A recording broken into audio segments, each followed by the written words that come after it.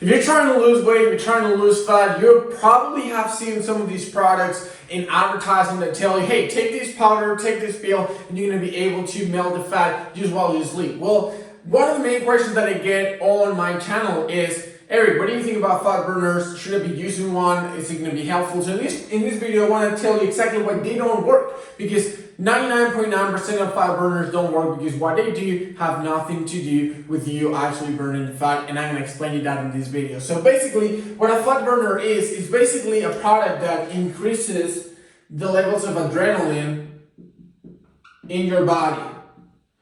And they do that by adding a lot of caffeine and a lot of other substances that are going to make your body be in a fight or flight mode, which is going to increase the adrenaline. Now, what that does, basically, and this is the whole premise of fat burners, is that your fat cells, okay, the lipids in your body, are hard for your body to use because your body's actually used storage in them. But by increasing the adrenaline, what it's doing is that it's transporting those fat cells into the bloodstream so you can utilize them.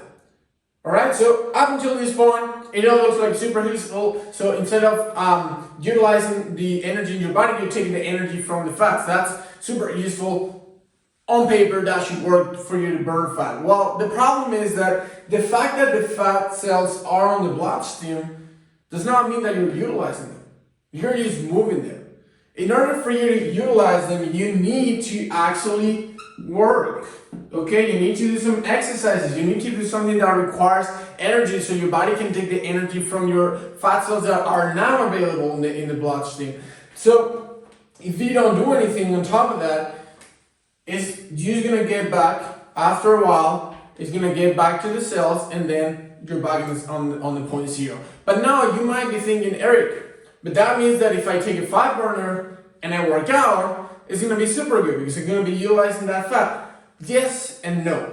What I mean by yes and no is that there's only so much adrenaline that your body can produce. There's only so much fat that you can put in your bloodstream to start burning during your exercise. And the majority of these fat burners have immense amounts of caffeine and other substances that you just are not going to be able to utilize. So most of the time, you're gonna be peeing these out. So if you can take, let's say, a coffee, okay, something that has mild, moderate levels of caffeine on it right before your workout, it's gonna do the same thing without costing you hundreds of dollars, and you're gonna be able to get the most out of that sequence and actually start burning the fat off your bloodstream. So next time you think about buying a fat burner or spending money in some supplements that most likely are just going to give you most of what your body already has, just give it a double, just give it another thought, just because you're going to be paying for something that your body's actually doing already.